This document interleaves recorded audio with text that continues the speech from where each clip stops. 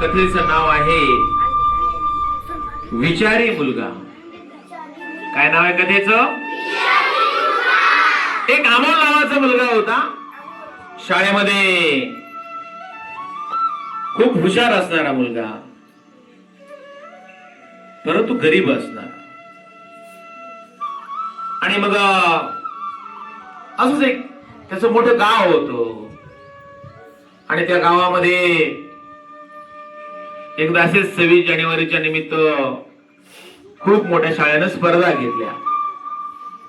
आणि त्याच गावातील एक मगन सेठ नावाचे मोठा श्रीमंत माणूस होता. आणि त्या माणसानं काय केलं होतं, त्या स्पर्धेसाठी बक्षीस ठेवली होती. काय ठेवली होती? आणि या स्पर्धेमध्ये अमोलला जवळजवळ 4-5 स्पर्धेमध्ये बक्षीस मिळाली होती. आणि मग तो बक्षीस वाटपाचा कार्यक्रम काय झाला, जवळ आला. ज्या दिवशी बक्षीस वाटप होणार होतं त्या दिवशी ज्यांना ज्यांना बक्षीस मिळाली होती ती सगळी मुलं पुढे बसलेली होती. व्यासपीठावरती प्रमुख पाहुणे त्या ठिकाणी, शिक्षणाधिकारी त्या ठिकाणी आलेले होते. आणि जे बक्षीस वाटणारे जे मगन सेठ नावाचा माणूस होता तोही त्या ठिकाणी आलेला होता. त्याच्या हातानं त्यांनी सगळ्यांना बक्षीस देण्याचं ठरवलं होतं. बक्षीस वाटपाच्या कार्यक्रमा दिवशी कार्यक्रम सुरू झाला. अमोल त्या व्यासपीठाच्या पुढे बसलेला होता. तेवढ्यामध्ये अमोलचं नाव आलं आणि त्याला विनंती करण्यात आली की अमोल यानं वर स्टेजवरती येऊन आपलं बक्षीस घ्यावं. अमोल स्टेजवर बक्षीस घेण्यासाठी चढला. गेल्या गेल्या त्यानं बक्षीस नाही घेतलं.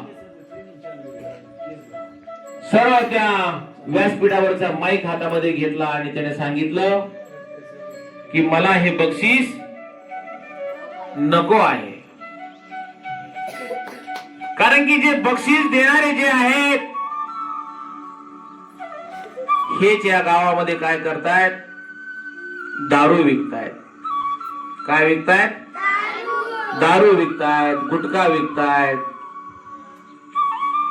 आणि दारू, या दारू पायी, हीच दारू पिऊन माझ्या वडिलांचा काय झालाय, 2 वर्षापूर्वी करुण अंत झालाय.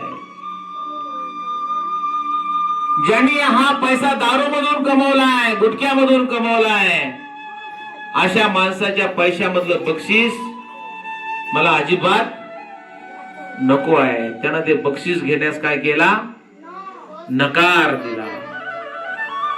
ते मगन सेठ सुद्धा खजील झाले. त्यांनी सुद्धा खाली पाहिलं आणि अमोल व्यासपीठावरून खाली आला. तेवढ्यामध्ये ते शिक्षणाधिकारी उठले. त्यांनी अमोलला बोलावून घेतलं. स्वतःच्या खिशामधले 1000 रुपये काढले आणि त्या अमोलला काय केलं, ते बक्षीस दिलं. काय बोध घ्यायचं रे मुलांना या कथेतून? हा बरोबर आहे. काय काय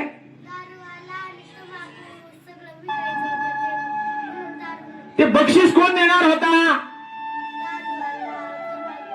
ज्याला दारूमधून, गुटख्यामधून पैसा कमवलाय असा धनिक माणूस ते बक्षीस द्यायला होता ना. बरोबर आहे की नाही? ज्या दारूमुळं अमोलचे वडील वारले. अरे या लोकांनी जर हे विकायचं बंद केलं ना, कुठून पिणार आहेत रे दारू ही? कुठून खाणार आहेत रे गुटखा हे?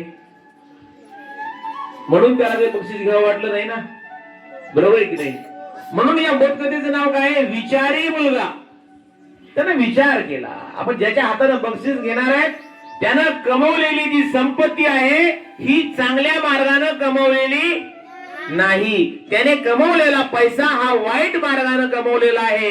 आणि त्या वाईट मार्गातून कमवलेल्या पैशामधून मिळणारं बक्षीस अमोलनं नाकारलं. म्हणजे अमोल खरोखरच विचारी मुलगा होता का नव्हता? एवढं धाडस कोण करेल? आणि ते धाडस कोणी केलं? या अमोल नावाच्या छोट्या विद्यार्थ्यानं केलं. आणि अशा या अमोलचा नंतर सगळ्या शाळेला काय वाटायला लागला, गर्व वाटायला लागला.